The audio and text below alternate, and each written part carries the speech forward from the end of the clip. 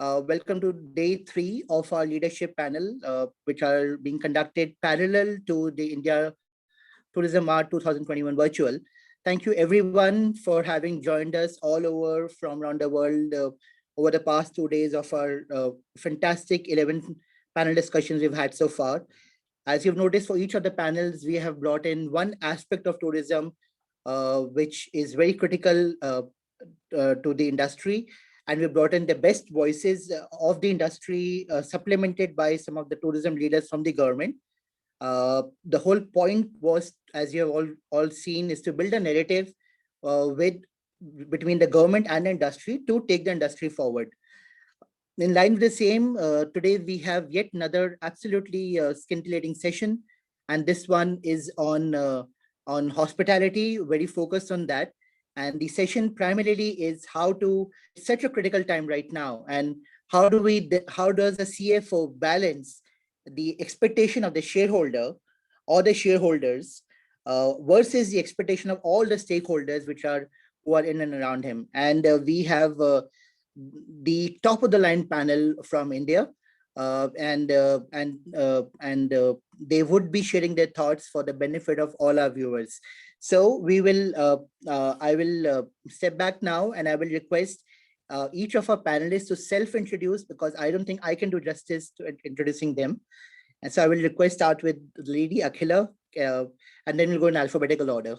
Thank you. Thanks, Ashish. Good morning to all. I'm Akhila Balachandran, and I'm the CFO for Mahindra Holidays, which is a popular hospitality company from India with a slightly different model. And we work on a vacation ownership membership model. So to the next person. Thank you, Akhilas. We will then move to Giri. Giri, please.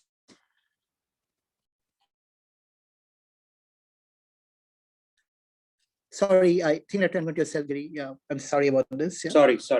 Hi, thank you, Ashish. Can you hear me now? Hi, can you hear me now? Hello, can you hear me now? Yes, Giri. Yeah, okay. Giri, please carry on. Yes, okay. Please. Yes. Okay, I'm Giridhar Sanjeevi, CFO of Indian Hotels Company Limited, part of the Tata Group. We own the iconic brands of Taj, Vivanta, and Ginger. We have operations predominantly in South Asia and also international operations in Europe, South Africa, and in the US. I think look forward to this discussion today. Thank you very much, Giri. Going alphabetically, we have Kapil. Kapil, could you please introduce yourself? Hi, good morning, everybody. I am Kapil Sharma, CFO, Lemon Tree Hotels.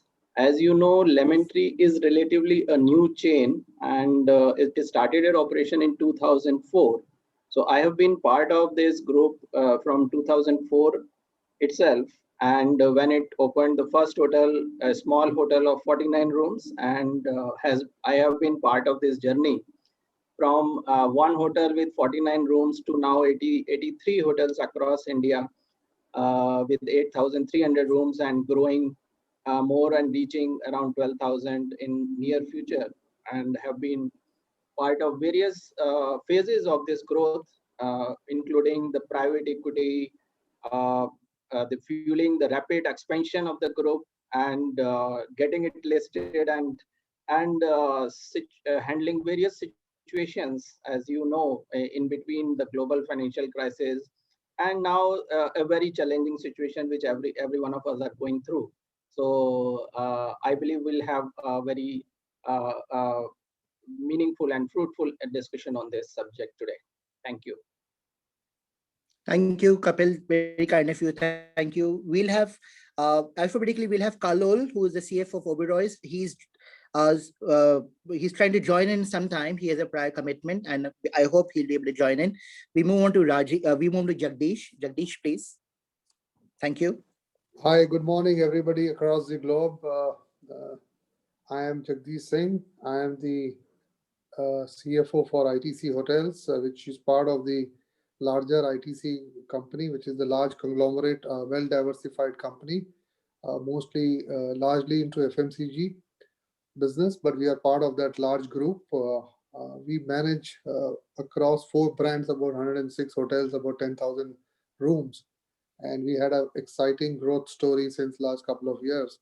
Unfortunately, COVID has put a little bit of breaks to that, but we expect to start our scorching growth once things settle down. Look forward to engagement with all the fellow panelists and the other people. Thank you.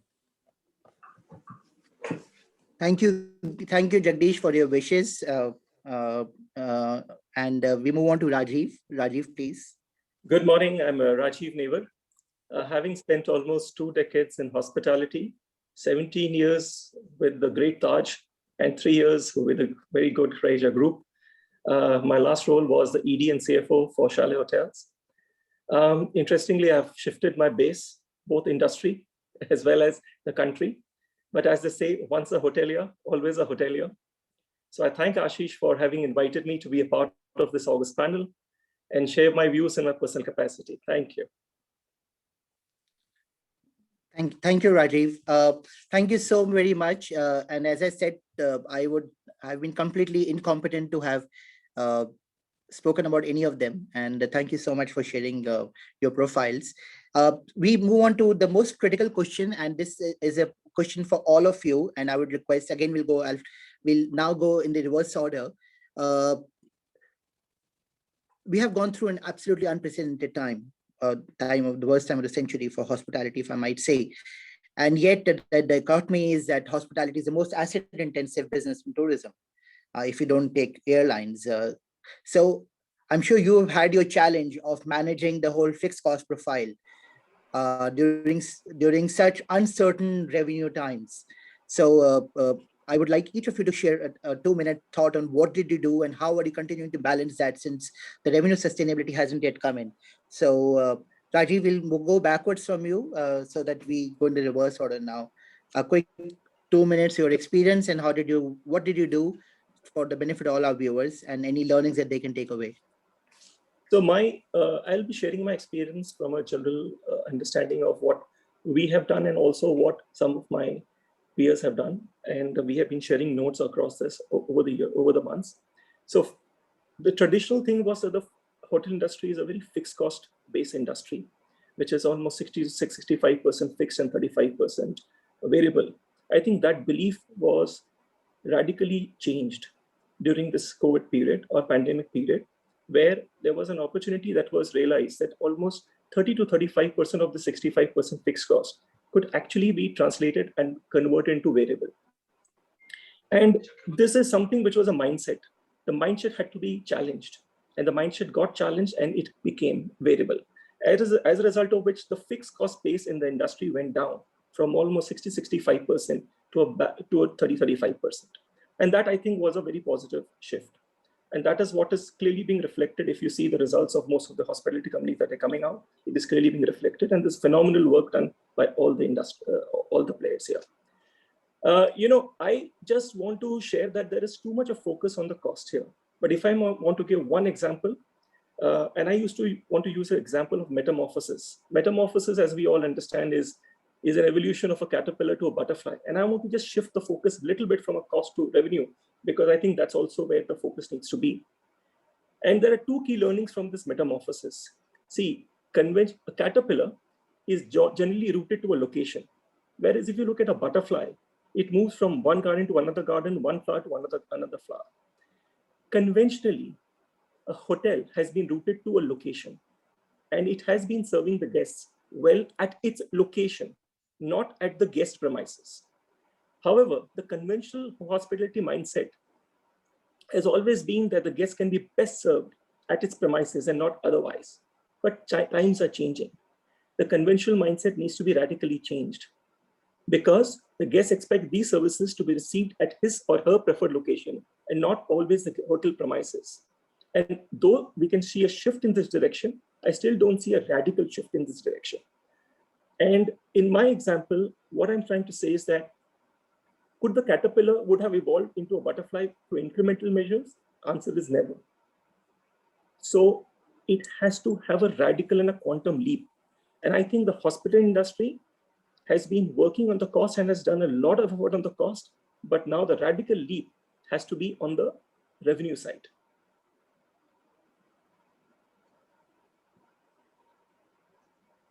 You're on mute, I think. I beg your pardon. Wonderful analogy, Rajiv. Thank you so much. You're perfectly correct. There has to be a mindset shift in that. Jagdish, your thoughts, please.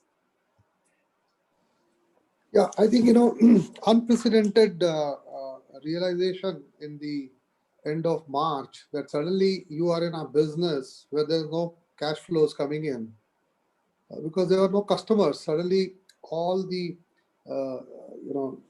luxury properties, all the other properties came to a grinding halt, and there was zero revenue coming. There was zero cash flows. So the biggest challenge was how to deal with this unprecedented situation. And obviously, the first cut reaction was to look at your cost base.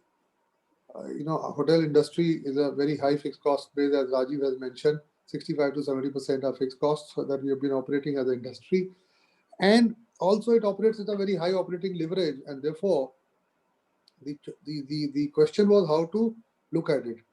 Obviously, everybody would have gone through each cost line and looked at how to look at make fixed to variable, cut down not required expenditure, relook at your service designs, relook at your other things.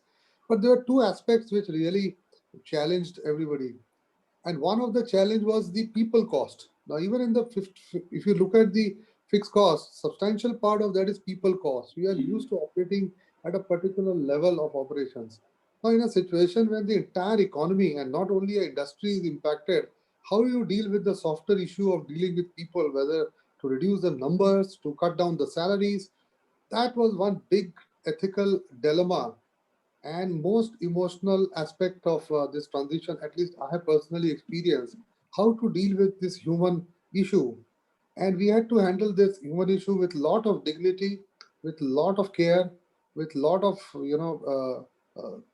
careful analysis of dealing with this. So that was one big challenge to cut down cut down your SWB cost or your people cost, and how to redesign your service levels and service designs to operate at 70% of what you were possibly operating. So that was one big challenge.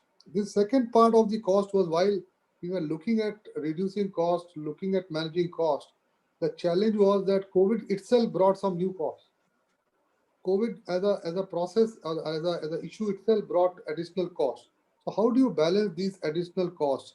Do we make this fixed so that it remains fixed for all times to come, or do we look at it only as a temporary measure to look at a particular period of time where you can see through this? So these were two main challenges, at least I felt. And secondly, the other aspect, as Rajiv very rightfully mentioned with the analogy of caterpillar to butterfly, is that the business models, the revenue models of the hotel industry also got challenged. And therefore, we had to look at how do you create new sources of revenue where you can start de-risking your business going forward. And that has been another challenging work, which I think all finance heads or CFOs would have to go through. So in my mind, just to, in a nutshell, the challenge of managing this transition has been enormous. Q1 was absolute disaster. Things started looking up in Q2, and things are looking up as we are going on a sequential basis. But today what has happened is that because of this COVID, the fixed cost base of the industry has come down to a large extent. And therefore, when things will improve, the profitability, the margin expansion is going to be quite rapid, which to my mind does augur well for this high fixed cost and high capital intensive industry.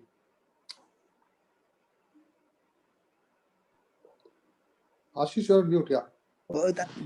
Yeah, so sorry. Yeah, I'll keep it unmuted now. I just wanted to avoid background noise. It's wonderful, Jagdish, and I must say it's so ironical. We are a people industry, and people don't figure on the balance sheet. And when the balance sheet has to be looked at, people become somewhere a casualty. The cost, they and yet become we're a a cost. people industry. Yeah, and such a dichotomy. It's from asset to become a cost, all of a sudden, or a liability, if I might say, moving between balance sheet and P&L terminology. It's really ironical. Oh, fantastic! We have Carlo joining in, and Carlo. So great. I think we are a full stack. We are fully stacked now. I think that's fantastic. Hi, Carlo. Hi, Ashish. If it's all right with you, I'll just interrupt our. Sure. Sorry. Hi, Carlo. Thank you so very much for for coming in. We will just take a quick break from what we were discussing, and we will allow Carlo. We did a quick self introduction 5 minutes back. So, and can we request you to introduce yourself for the benefit of all our viewers around the world, Carlo? Sure. Thank you so much, Ashish. And sorry for the delay in joining in, albeit being a Saturday. And it's really great to be part of the forum. So basically, I come from the Oberoi Group, looking after the structural and strategic finance for the whole organization. We all know each other, I'm sure, on the forum. So therefore, I don't think there's not much. Have a lot of faith in faith and look forward. That's you're very kind. Thank you so much, and thanks again for coming in and joining in early. So we were Kalul, just for your benefit, we were discussing the point of how hospitality, which is the most asset intensive component of the tourism value chain, uh, uh, how did the CFOs went about managing the fixed cost profile, considering the fact that the revenue profile was completely uncertain. So we were now going in descending order. So we'll complete that loop and come to you. Jagdish, thank you. So we come to Kapil. Kapil, please. And Kalol will loop in on this question at the end. Kapil? Yeah. So as have been mentioned by Rajiv and Jagdish, as fixed cost constitute the major part of the operating cost of a hotel. So when this event was unfolding, so what we did sometime in March 2020, we looked at other economies, that because this effect of this pandemic started in other economies first, like we studied Hong Kong, and we saw that how the hospitality revenues have changed due to this event. And then we get some guidance on that what kind of situation might come in India, and the revenue might go down. So we looked at various scenarios, that if suppose the revenue goes down by 50%, if it goes down by 60% or 75%. So ultimately, rather it went down by the worst scenario initially, as far as the Q1 was concerned. So it went down by 75%. So that point of time, we looked into all our costs, especially the fixed cost, and worked out a plan that how to service those fixed costs. And the underlying principle at that point of was that we should have a positive EBITDA, irrespective of the situation, irrespective of the fall of revenue. We should have positive EBITDA at the operating level and net EBITDA level. So we went through all our fixed cost, and we redesigned our kind of business model, you can say, gone through each and every processes. And as Jagdish has rightly pointed out, that manpower cost, the people cost, is the major part of it. And it was a sensitive matter also. So we have to look at from the perspective that very few people get impacted. And especially we decided that we will not impact anybody who are our frontline staff and those at the entry level, because in any case their remuneration are not that high as compared to the managerial level. So manager, it was encouraging to see that the manager and above, they were ready to uh, uh, let go their some part of their remuneration to make sure that nobody is sacked from the company, nobody is lay off from the company. So that was the two guiding principle while deciding about the cost. And then we looked at all other fixed costs, whether it's relating to repair and maintenance, how the AMCs are to be adjusted, how various business processes have been changed. And as Jagdish has rightly pointed out, that this situation brought out some new cost also. So we had to put in process actually more than 100 SOPs which were required to make sure that whosoever is staying even in that period, and that period, as you know, mostly the business was coming to the hotels was primarily the COVID related. So we put in all those processes in this place, but making sure that whatever is the essential thing, and not compromising with any of the aspect of the hygienity or the safety or health issues of the guests. But so it was a balancing kind of thing where we had to reduce our cost, also take care of our manpower, also take care of the hygiene and safety standards of the guests. And then we decided that what kind of things could be done. And as Rajiv has pointed out that everybody has done this, and there has been substantially reduction in the fixed cost, and mainly by variabilizing the fixed cost actually. So that helped us, and fortunately, what we decided in March 2020, we have been able to implement that in quarter on quarter, and we have been net EBITDA positive in all the quarters. That's fantastic. I think that those are two slightly differing, and I shouldn't say differing, interesting perspectives. That working backwards from an EBITDA-based target and working backwards from a people-based objective. That if this is our objective on EBITDA and this is our objective of keeping a people-friendly profile, what should be the cost reduction? I think it's a very interesting profile. Giri, can I come to you, please, now, and your thoughts on this? Yeah, no, thank you, Ashish. And I think for a 115-year-old company like ours, we always, when the pandemic hit, what we really said was that this is not the first crisis that we faced, and therefore our first initial reaction was that this too shall pass, actually. And I think our response to the crisis was really in three parts, actually. The first part was clearly health and safety, because in fact the first thing which struck us as the crisis struck was that how do we ensure that our employees, our guests, and everyone kind of feels safe. I think that was really the most important thought that we had in our minds. The second aspect was really about the P&L and balance sheet optimization, which of course all companies have been doing.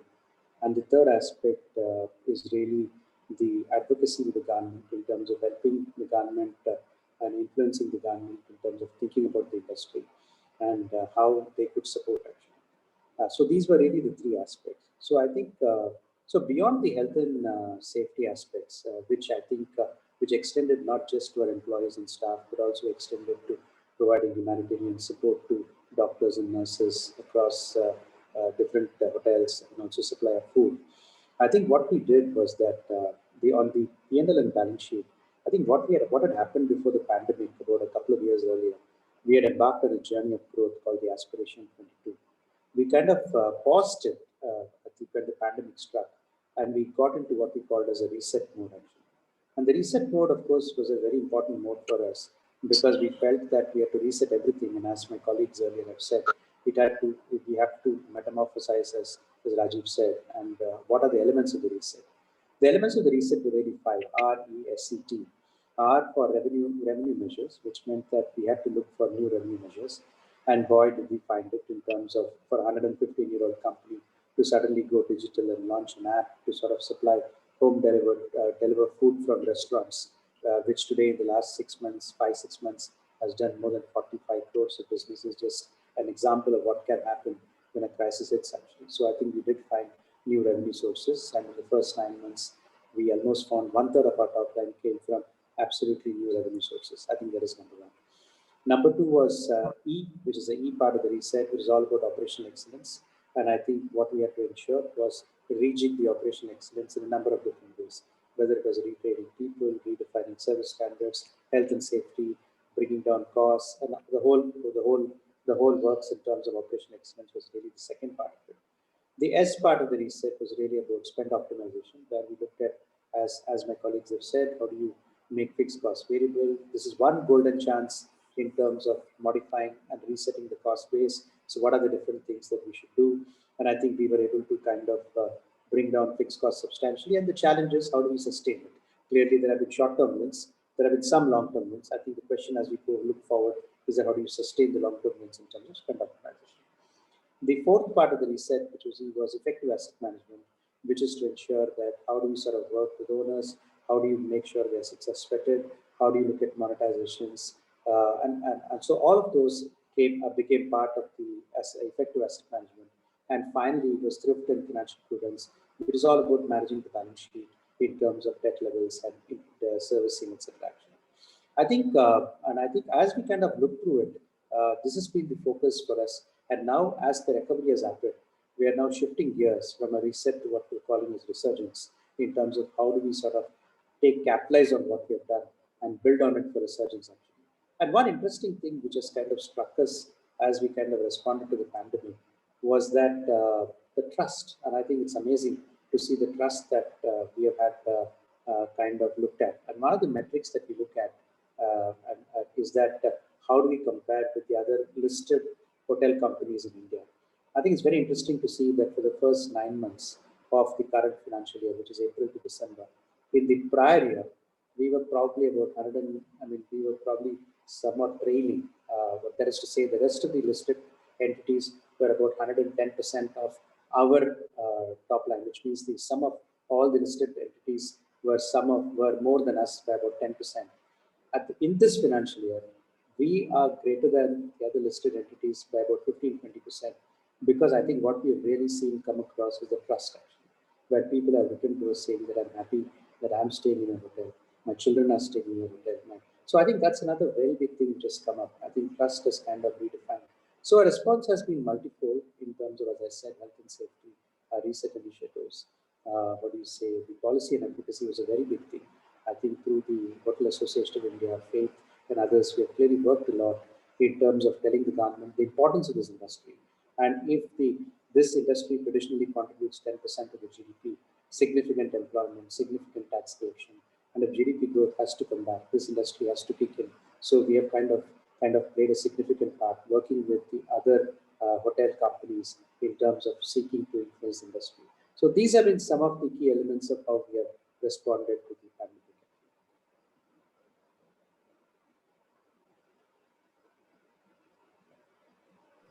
Ashish, you are on mute. I think I'll keep myself off mute now.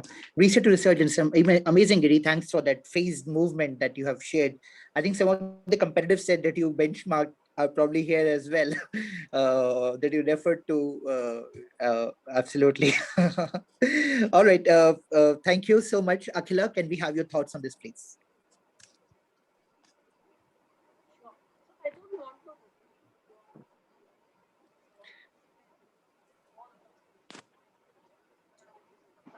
Have we lost your audio, Akhila?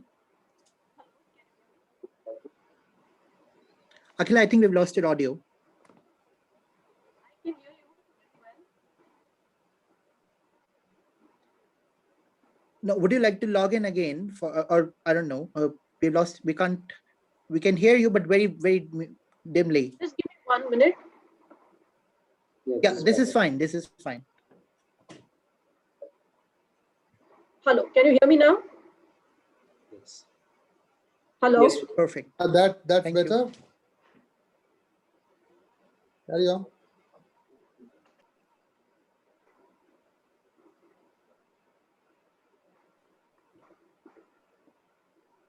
Yes, please, Akhila, carry on. Yeah. So I think I will not repeat what the other panelists have already added, and we've all gone through the same challenges, trying to first take care of safety of the employees and then the safety of the balance sheet and the P&L.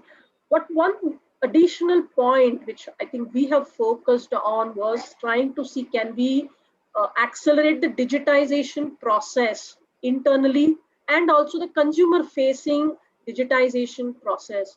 So each and every touch point of the consumer and the internal touch points, what is it we can digitize, right? From doing selling on, online selling using some toolkits which were developed very quickly to sell our products online. We developed a new product which could also be sold online, right? And then right up to, how do you do so we also started planning for how do you do things in the new way of working, which would definitely be far more focused on safety and hygiene. So contactless checking, pre-checking, pre-ordering, how do you redesign your entire restaurant? I mean, buffet versus a la carte and so on and so forth. So the shift not only was on trying to cut down on cost, but also what next? I mean, I think that was one big discussion we were able to focus on: digitization, changing the menu masters, redesigning the restaurants, and trying to, be ready. We also worked on the what Giri said, the trust factor. So we brought in the hygiene and trust into play, and we got some good work done on getting a hygiene certification, because that is what gives comfort to the people when you work with a chain. Uh, Yeah. so apart from the other things, I think the challenging portion was how do you be prepared for the next phase Yeah. as and when it comes. Yeah. Thank you, Akhila. Kalol, can we have your quick final views on this? Hi, thank you so much. Although I missed Jagdish and I think Rajiv, um, but I heard the others, including Giri and Kapil also. And I would only say that um, I would look at it slightly in a different way. I think the hospitality industry, especially the organized sector, have really lived up to the expectations in general. And I don't want to single out anybody. Everybody, I think, has done their bit. Yeah. For our part, I think, our mantra has always been, as our executive chairman says, um, uh, that, as an organization, we we want to be the best, not necessarily the biggest. So that has been our mantra all along. And that's what we focus on, to make sure that our NPS scores remains the highest, and so on and so forth. And that's what we strive for. So it was a very delicate balancing act. And there's one more mantra again, which comes in very handy in normal times, but was very difficult for us because our philosophy is that do not cut cost, but cut waste. Um, Now, see, one of the things is that the hospitality industry, as we all know, is a very high intensive capital cost industry. And especially for organizations which are very old organizations and legacy organizations like ours, also with 80-year-old legacy, there's a fair bit of owned assets, etc. While the advantage is that some of these assets are at a considerable low net asset value, uh, the market values being much higher. But really speaking, as a going concern, we could not have banked on that, although that gives a lot of confidence to our shareholders. So what we did was, I won't repeat that the things that everybody else I heard saying, and I'm sure all of us did the same things. Look at salary. The first 2 months, nothing really could happen because the Prime Minister had appealed. And Ashish, you remember the hectic parlays that happened at those times, with the industry trying to negotiate and bargain and try to get something from the government. And we all know where we are. But I think every organization has in their way figured out. I think one of the highlights of in our case was we did a rights issue bang in the middle of the pandemic in September, and it was oversubscribed 1.6 times. Which was really very heartening. Uh, it was not as if it was very deeply discounted. And the rebound in the hotel stocks that happened, after that, really speaking, our shareholders are very happy. And I'm sure in most companies, we all track each other. So we know that everybody has been doing well. So I think there's a lot of resilience that the hospitality industry has shown, especially the organized sector. I'm not so sure about the unorganized sector, but a lot of resilience. And this has been a test, like Giri mentioned, that we've seen September, in the recent past, September 11, 26/11, we've seen the recession. All of this we've come through, and we've come out stronger. And this, I think, was a great opportunity, I would say, for us to relook. And I would just add one more thing, that we had started some initiatives already through a transformation engine, which we call the Uberoi Center of Excellence. But this was already in the making in 2019. So the project was actually launched. It went live in October.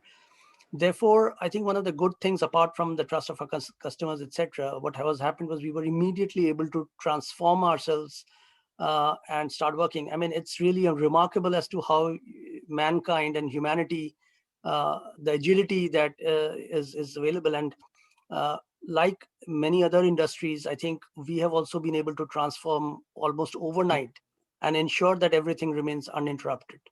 Most of our hotels, other than leisure locations, city hotels, remained open. I think all in all, we are not out of the woods, I would say, but I think we are doing good. Just one question I would have for everybody else, because again, some are new age companies, some are old, and all of that. I don't know what is the structure of, many of the organizations in this industry have a very high fixed cost in terms of a corporate support, which may not be there in case of the newer companies. So probably it's much easier when it is more decentralized than when there's a fair bit of centralization. So how others are going about it, that is something that I would be really keen to know, if time permitting. So that's Thank you. what I would Yes, say. Kalol, yeah, absolutely. I think we will try and address that point of how the GSA, the corporate, how is that getting addressed? And thank you so much for pointing out the work that we all did, and formally in front of everyone, this whole group, we went through that whole 3 months period of intensive discussions. Thank you for all your support during that time. I moved to a very specific question right now, and this question is on how do I put it? Okay, this is some of these entities here are part of a large corporate portfolio. So I'm sure, like when it comes down to a final boardroom level discussion, each of your businesses have to stand up and be counted when you are looking at vis-a-vis other SBUs. So this question specifically would be to ITC, Mahindra's, and Tata's. And so let's start with Jagdish. In this whole era of diversification, what does the hotel, you don't have to say what is not required to be said, but what is the level of, how do you position your BU vis-a-vis other BUs and ask for it corporate treasury support? And then we'll come to you, Akhila, and then yeah, it's a very, very interesting question. And it's actually nothing but a question to look at capital allocation issue. Yeah. Allocation of capital to various businesses. Now, in ITC, we are predominantly, till few years back, led by the cigarette part of the FMCG. Yeah. And we have diversified into many other FMCG businesses over the last 20 odd years. And today, cigarette business is only 50% revenue on the top line, while profitability still gives a lot of cash to the business, to the entity. Now, as far as our hotel business is concerned, we diversified. This was one of our early diversifications, and we started this in 1975. So it's been almost about more than 45 years. We are going to hit the golden jubilee very soon in the next few years. So this has been a very old business, and the idea of diversification at that point of time was to diversify in many areas where the country was short on foreign exchange, and the hotel industry contributed a lot of foreign exchange to the country. So we diversified, and also added value in the sense that it was more of a capital appreciation kind of business.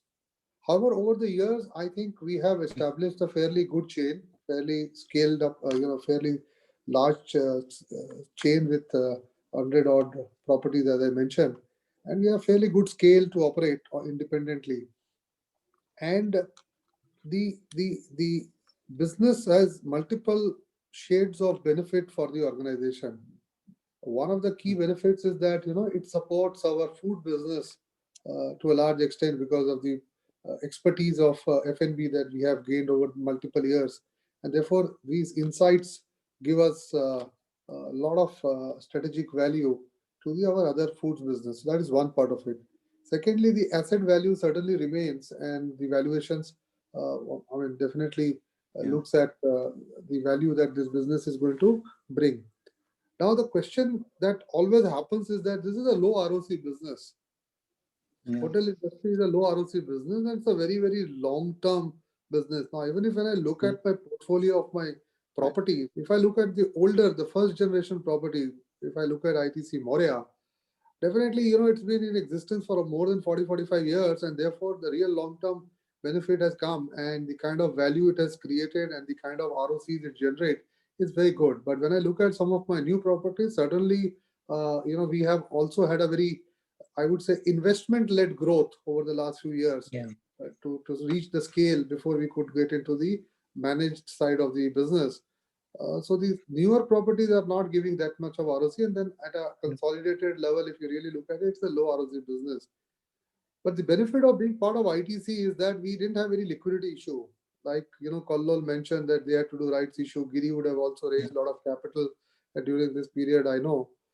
We did not have a problem of liquidity because the cash of the larger group was a great support. While that is a great support, but it also brings a lot of responsibility on the executive management of the business to ensure that we not only come out of this crisis fast, but we are also able to deliver superior competitive performance, because you can perform within the industry structure, and if within the industry structure you are able to give a superior competitive performance, I think the board is pretty happy that, okay, we have decided to diversify into this business. The capital allocation has been there, about 6,000 odd crores of capital employed is there in this business. And if the business is able to give me the same level of profitability or better profitability than the industry peers, I think we are good. And we get a lot of support from our corporate in terms of liquidity, in terms of other benefits. And therefore, I did not feel the pain of cash during this period, whereas I feel some of my other peers would have felt the pain. But that also brings a lot of responsibility on the executive management to deliver competitively superior performance. And we are very confident that going forward with the kind of actions we have done, digitization, as Akhila mentioned, and many other actions taken, I think we are going to definitely be, in the top quartile of performance in a very, very short period of time. Wow, this is a master class in portfolio management, strategic portfolio management in the classic kind completely.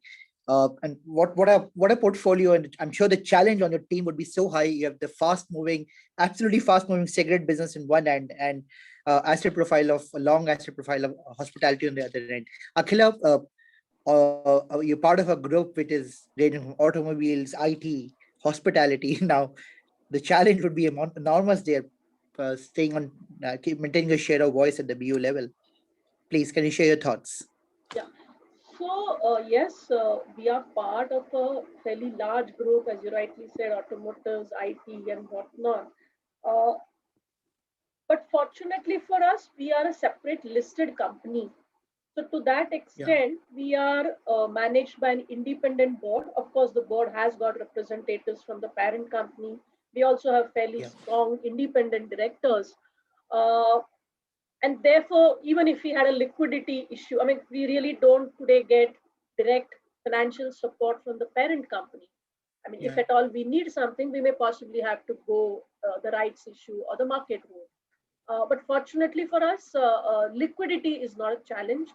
Our business model, as I mentioned earlier, is a little different from the rest of the hospitality players. So we are fortunate not to have any debt on our books. We're fortunate to be having enough cash. Of course, it's a cash from the members and therefore has to be used responsibly.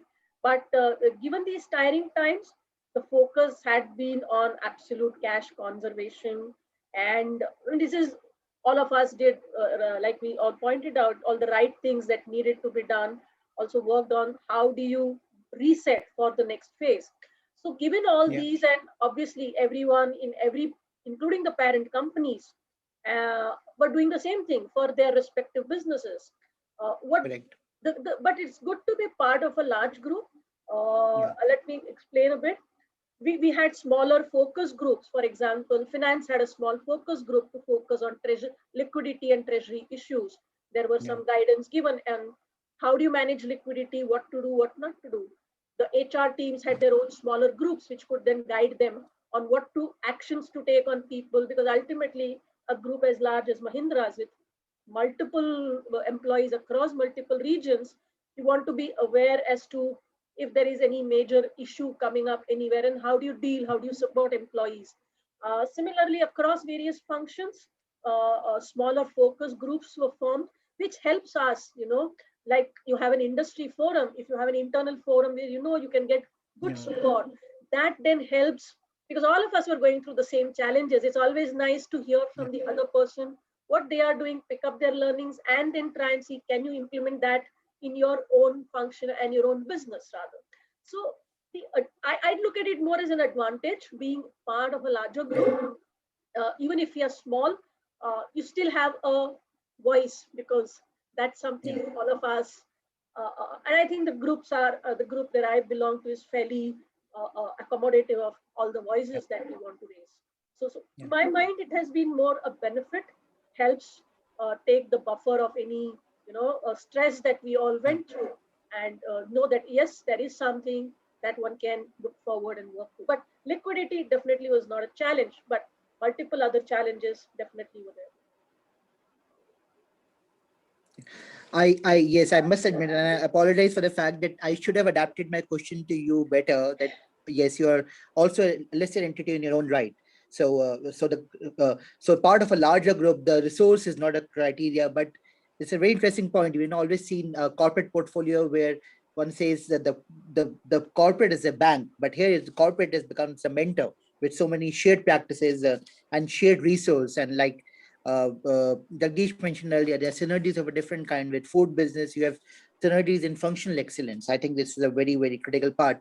And so with that adapted model, I go to Giri, obviously, who represents the most diversified corporate conglomerate in the country. Giri, your thoughts, and the question gets adapted now, obviously, that as part of such a group, which is probably the most diversified now, I think, in the whole world, probably. How does, and I'm sure there are so many things that are going for you on that. Could you share some learnings that you can?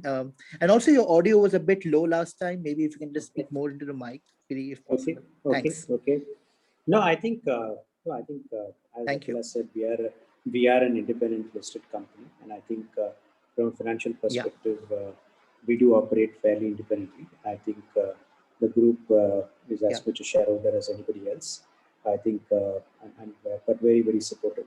I think, but the support from the group in general has been multifold during a pandemic.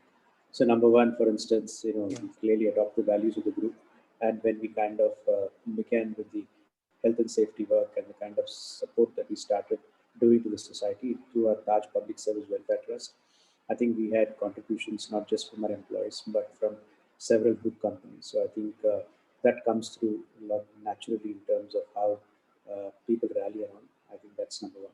Number two is that the pandemic has also been a period where there's been a lot of best practice sharing amongst the different group companies, and we've all benefited by that.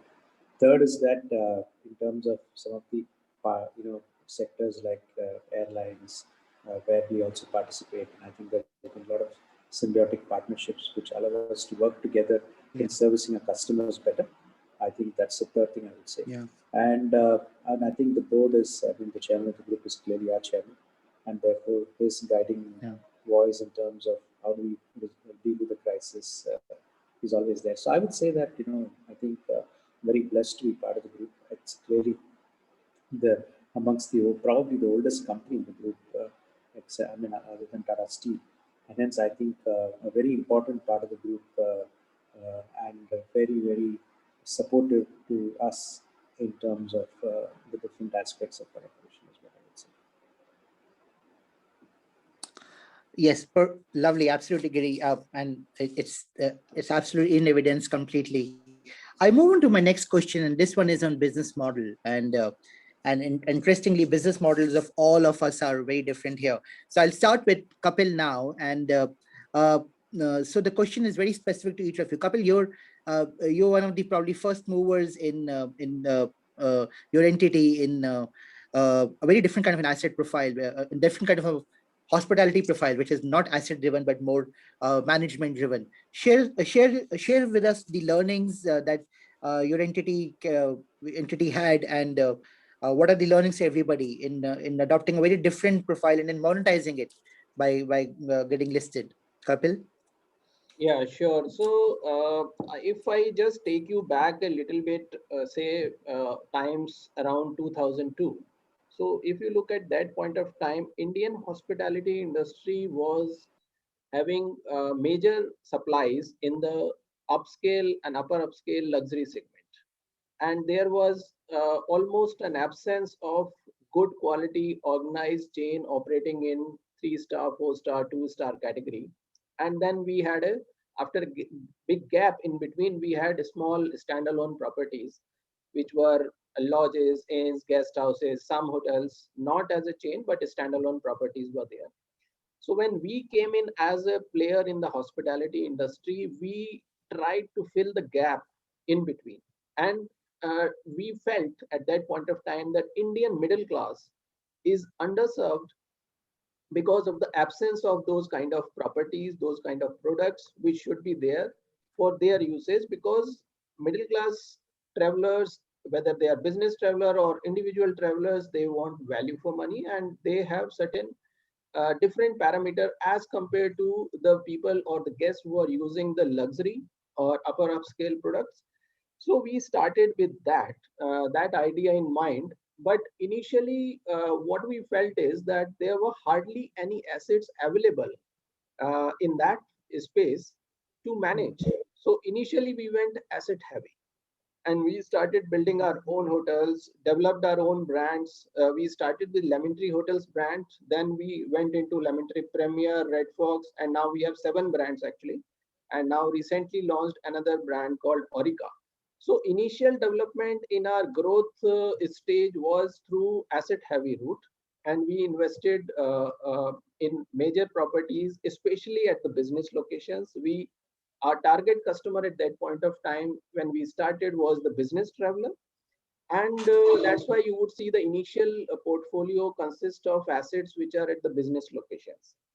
But after having established our 3 brands, the 3 Lemon Tree brands, then we went into the management route, as you rightly mentioned, and we started doing the growth, which was asset light.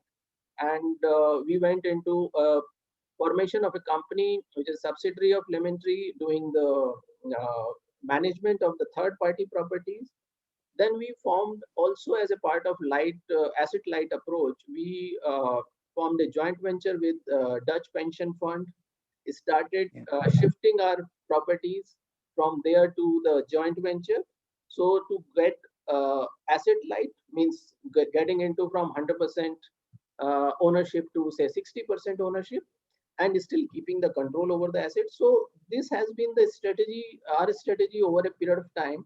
And now, as you know, last year FY20, we acquired a chain called Keys, and 3 brands of Keys also came in along with that.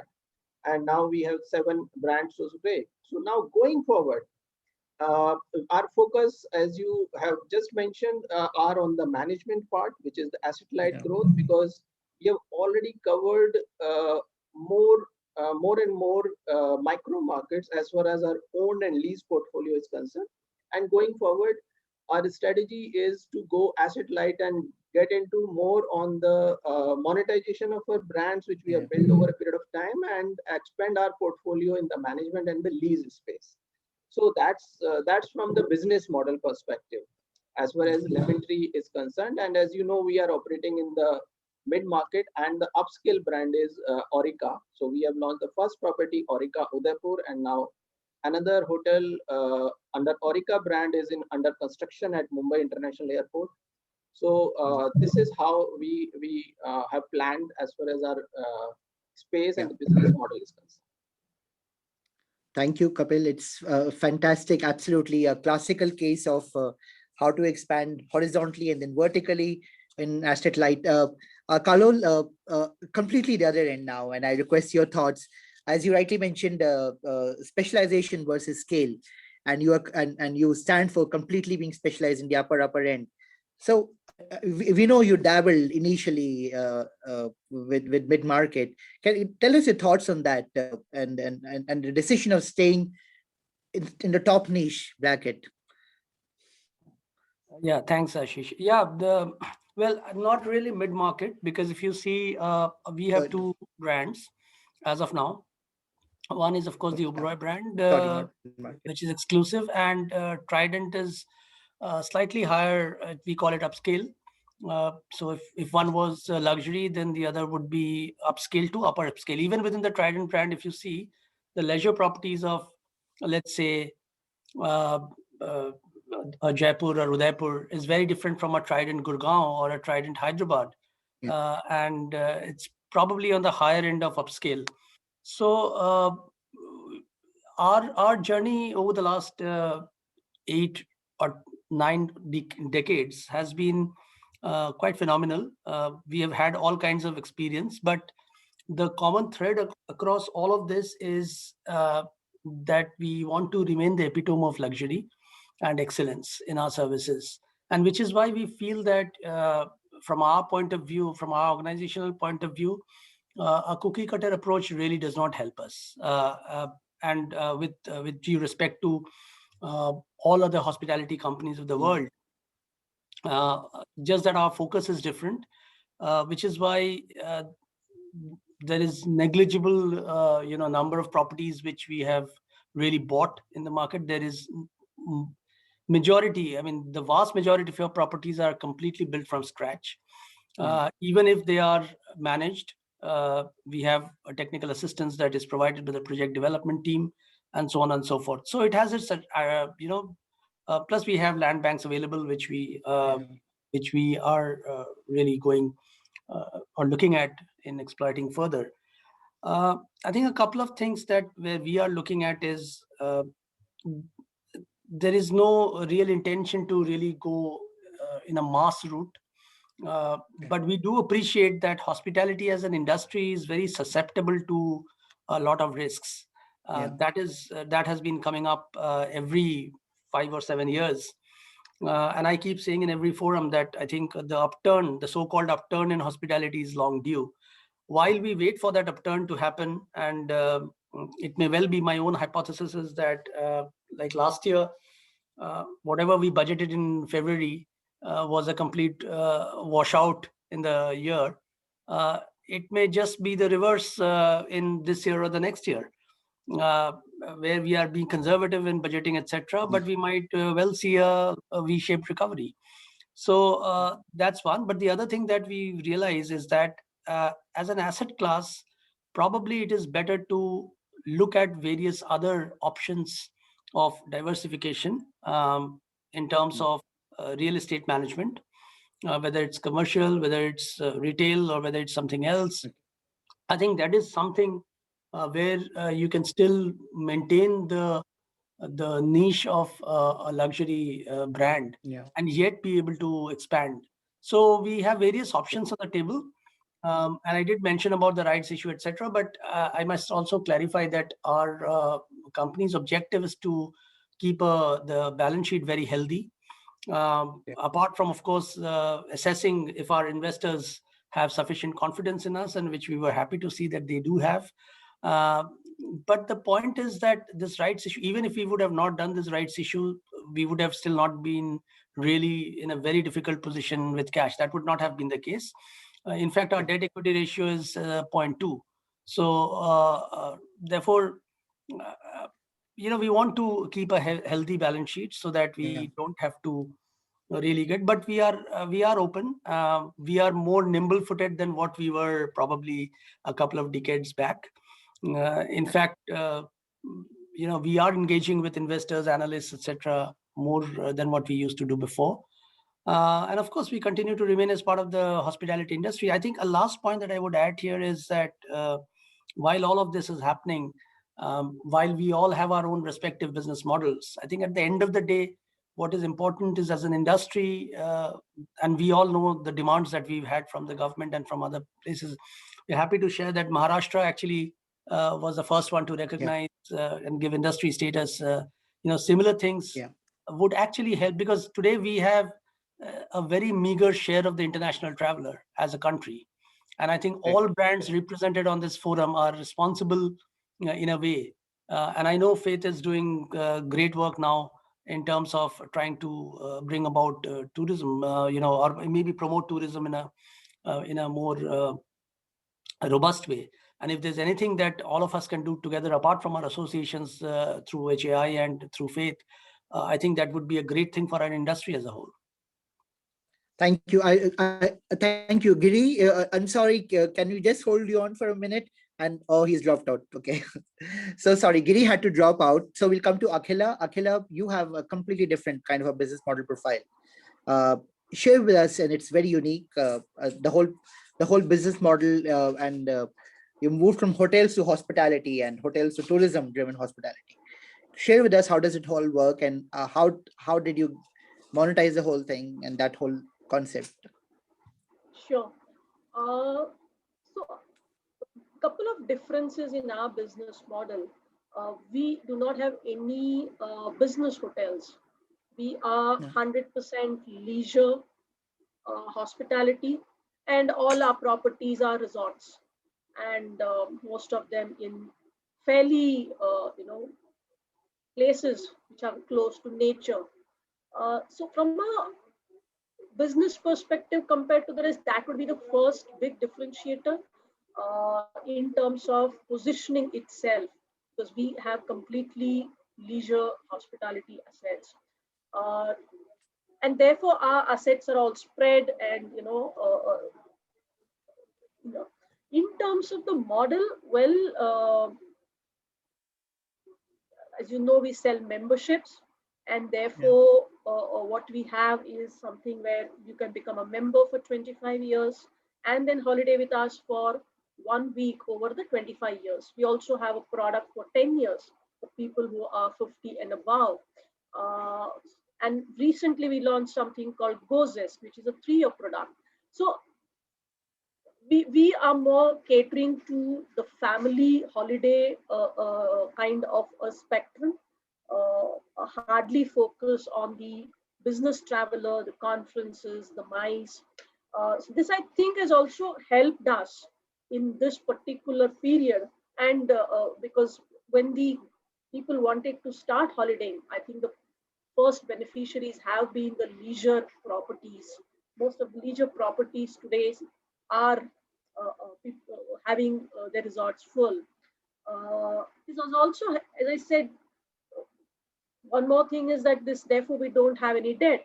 We collect money from the members as part of the membership fee to build our resorts.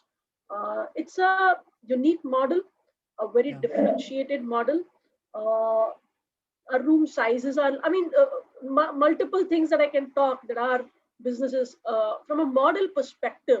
It is very different from the traditional hospitality business. Own versus lease versus manage. That's another aspect.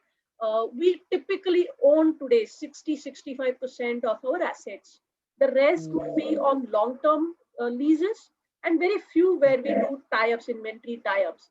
But we don't have any managed. So in our business, to say we are asset heavy or asset light is a very difficult question, because my asset is built based on the membership fees received from the members. So while I do have assets, it is financed in a way from the members. So to that extent, I am capital light. I'm not capital intensive. I have managed my capital strategy fairly efficiently. So even if I may be asset light, I think that's not one of my biggest concerns. Again, it's all very specific to the model that we have rather than to the industry. Now, but at the end of the day, we are hospitality as an industry, and therefore do whatever the hospitality industry does to be in top quartile of the spectrum. Thank you. When I was listening to you, there were images of a financial institution flashing before my eyes, and the kind of cash flow profile that you have in terms of 20 years, 10 years, and then 3 years, and the kind of, I'm sure it must be a task as well to manage the cash flow profile and the exposure as doing the asset liability management or the asset capital management. That's a topic for another day. Rajiv, you in part of your earlier avatar, sorry. You were part of earlier avatar, were part of an entity which had a very different kind of asset exposure, which was asset managers. Share with us. I mean, what was the outlook there, and how did you go about doing it? Weren't you ever so? It's a completely different model from all the models here, Rajiv. Sure. Thanks, Ashish. Firstly, I must say it's very insightful conversation that I was privy to today. A couple of things, for the first 17 years of my experience with the hospitality, I was with the Taj Group, and towards the end, I was heading the finance for the group. And at that point in time, the best part about Taj was it was both an asset owner and an operator. But when I moved into the other role, it was more of an asset owner and an asset manager. Yeah. One thing is that both have their own pros and cons. At the end of it, both are business models which are run to earn profits. There are advantages and disadvantages at different points in time. As all the panelists said, that this is a very capital intensive business. So in a situation which is a downturn like this, the disadvantage is that you have, if you have funded it through debt, then you have a debt servicing on your books, which needs to be managed. Whereas there are companies like Oberoi's and ITC and even Mahindra, to that extent, they're not so leveraged. To that extent, they're better off because they are funded. But in an upside, the companies which are more, which are owners, they benefit a lot more than the operators. So that's one advantage which is clearly there in an upside. Having said that, it is interesting that I was in a conversation with a few institutional investors and a few hoteliers over drinks and dinner over the last few days. And I will just share with you on a no-name basis an interesting conversation that happened between the hoteliers and the shareholders. And the question was asked of the shareholders is, what is it that you're expecting? And a shareholder who was a large institutional investor was very vehement. He said, we went through 9/11, we went through 26/11, we went through tsunami, and now we are going through COVID. Every time the business has started looking up, there has been something which has punctuated the business, the growth. This time, we want to be supportive, we want to be understanding, and we're not even looking at financial returns in the near term. But one thing this time we are looking is something which is very radical. And he said that, we're looking for something which is a very proactive and a very radical approach from the hospitality. Past is not going to be equal to future. COVID is here to stay for the next decade. And we would like to see the hospitality industry looking at things in a very, very different way. And he actually shared a very interesting example, which I will share with you the next 1 minute. He said that, and just to explain the point that he was making, he said that there was an army was in the process of recruiting commandos. And there was a start line, and then there was a wall. And the commandos had to run from the start line, accelerate, and jump over the wall. On day 1, 10 commandos qualified. Day 2, the distance between the starting line and the wall got reduced. So the commandos had to alter the run-up and accelerate if they had to scale the wall. It was different from what they have been doing in the past. Only 6 qualified. Day 3, the wall was placed on wheels. That means the wall was moving up and down, forward and back. So the distance between the start line and the wall changed. And the commandos had a shorter run-up. And they did not know at what time to accelerate because they had to accelerate to jump over the wall. 3 qualified. The situation today, as per the shareholders, are that the situation is a VUCA, world for hospitality. We need to look at alternative revenue models. The traditional approach of expecting that the guests will come to the hotel and be served there is no longer going to be a business model for the future.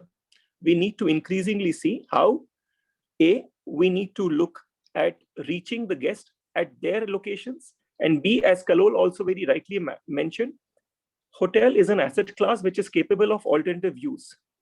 And therefore, how do you use a hotel as an asset class which is alternate to what it is being currently used?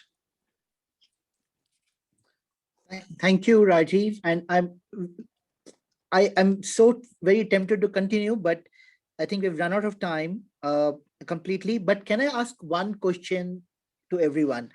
And I'm just flashing this word, the implication of $100 billion valuation of Airbnb, its implication on hospitality, and the way we, and as Rajiv rightly mentioned, it's from hotels to hospitality, from in location to out location, and this whole concept of hospitality, as we know, has turned over completely. So just quick line from all of you. We can start with Jagdish. We can start with Jagdish, and the implication of an Airbnb becoming bigger and larger, and non-asset based, and yet merging hospitality and tourism. And I remember somewhere I was reading that each economy they enter, they were putting numbers of how they benefit the economy. Implication on a conventional hospitality or non-unconventional hospitality model. Jagdish, with you. Just quick lines, please, so that we don't waste. No, I think, the Airbnb has been in existence for some time, and I think that their model has brought the shared economy, in the forefront, which got temporarily impacted because of COVID. So we have to see how things unfold as we go forward. But certainly, it has challenged the conventional hospitality business. And I think the industry, the conventional players in the industry have responded fairly well. There are different segments of the market. I think they're expanding the market. And I think these valuations that they're getting are, to my mind, a little stretched, but still these help the overall, valuation of the industry. So I don't think there's any problem as such with this kind of valuation that they are carrying. Thank you, Jagdish. It's an interesting point. It'll raise the profile of the overall industry. Great. Kapil, quick, your thoughts on that? Yeah, just any thoughts. We don't have to respond specifically to the question. My thought on that is that Airbnb is, if I talk about just in Indian context, do it yourself, I think is not yet working in India. The reason for that is that service cost in India is cheaper than the outside world. So here, if you bring a model which is do it yourself, people won't go for that. Only thing which Airbnb can bring in, and which is maybe of some relevance for the Indian consumer, is the experiences. So what I mean to say is that it won't work in the normal cities and normal locations, but it might work somewhere where there is a complete absence of some other properties, and they can give a differentiated experience to the consumer. So that's my Okay. Thank you, Kapil. It's a great point. That it's a very different take on that. Kalol, your quick view on that, please. Is that a disruption which has happened? Is it stabilized? Yeah, I think it's disruption is good. Like the tagline goes, "Daag achhe hain." So it creates competitiveness. And I quite agree with Kapil also when he says that Indian hospitality is a tad different from the world, and we like servicing. But I think we are all here to coexist and benefit from each other as much as possible. So I would welcome disruptions like these. It does teach us a lot. A very healthy point of view. Akhila, when I thought of Airbnb, looked at Airbnb the first time, I thought of your entity. But because, in the similarity of the experience kind, but the asset profile is so different. So your quick thought on that, please. Yeah. So Airbnb is a different model.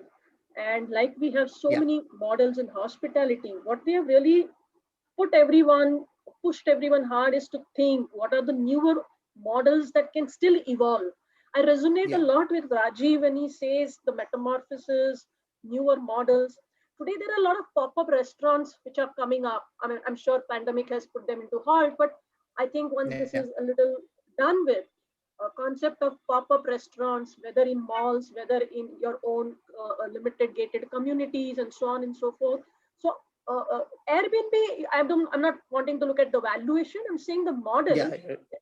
It will push people to think, how can you put hospitality into smaller pockets rather than just the traditional hotel business. Similarly, today with work from home becoming popular, and so possibly the entire hotels could become alternate asset classes, like Rajiv was saying, where you actually use larger spaces, the rooms for breakout sessions for smaller teams.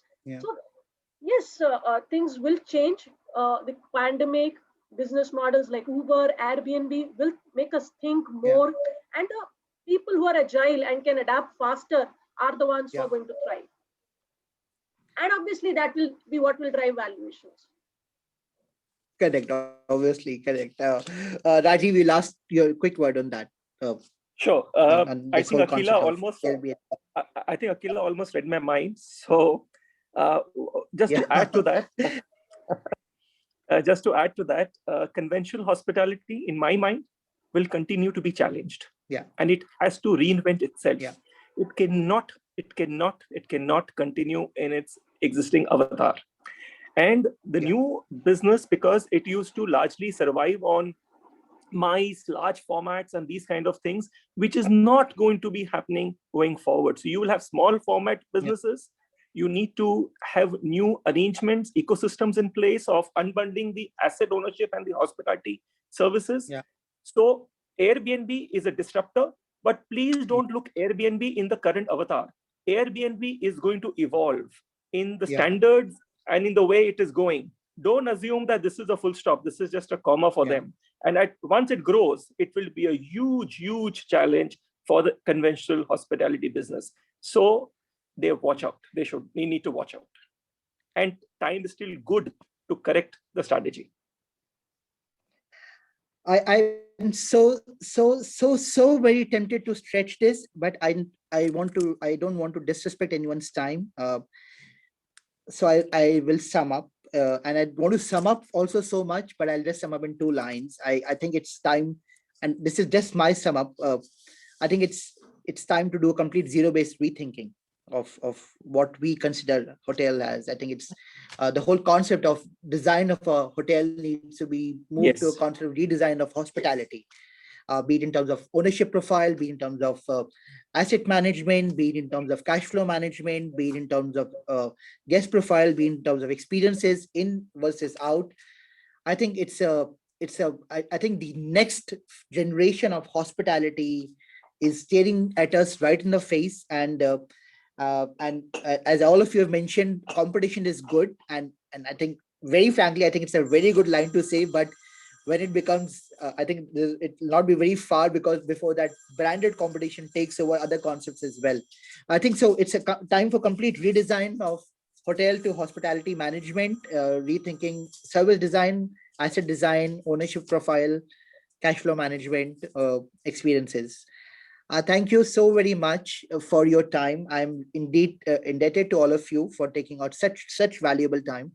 And on behalf of the complete of Board of Faith and all associations of faith, I thank you all, and to all our viewers from around the world. I hope this little interaction helped add some value of knowledge and some thoughts to all of you. Thank you all for joining in from around the world.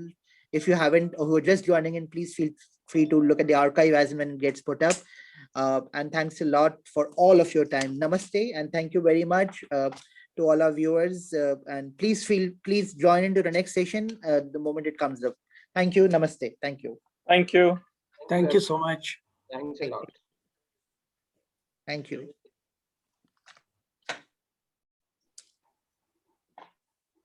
Very good. Very technical and good.